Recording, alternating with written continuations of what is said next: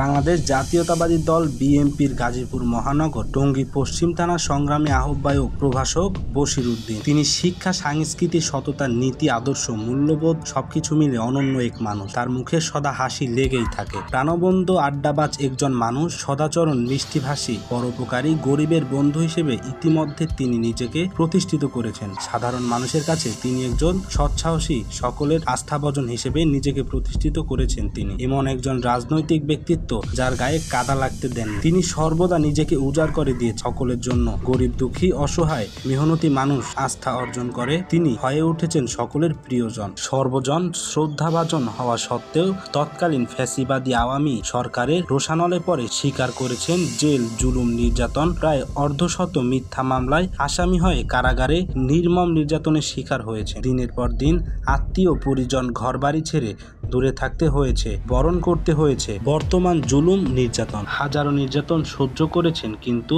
অন্যায়ের সাথে কখনো আপোষ করেন নাই। রাজপথে আন্দোলন, লড়াই, সংগ্রামের সামনে থেকে নেতৃত্ব দিয়ে দলকে উজ্জীবিত করেছেন বারবার। কখনো চাঁদাবাজি, সন্ত্রাসী, লুটপাটকে সমর্থন করেন নাই। তিনি তার জায়গায় থেকে সবসময় দল ও দেশের প্রয়োজনে নিজেকে উজাড় করে দিয়েছেন। তিনি তার অনুসারী নয়, সবাইকে হুঁশিয়ারি দিয়ে বলেন, শহীদ জিয়াউর রহমানের নিজ হাতে গড়া বাংলাদেশ জাতীয়তাবাদী দল বিএনপিতে কোনো সন্ত্রাসী, চাঁদাবাজদের ঠাঁই হবে না। আজকের দুর্নীতি, এমডি রায়হান হোসেন।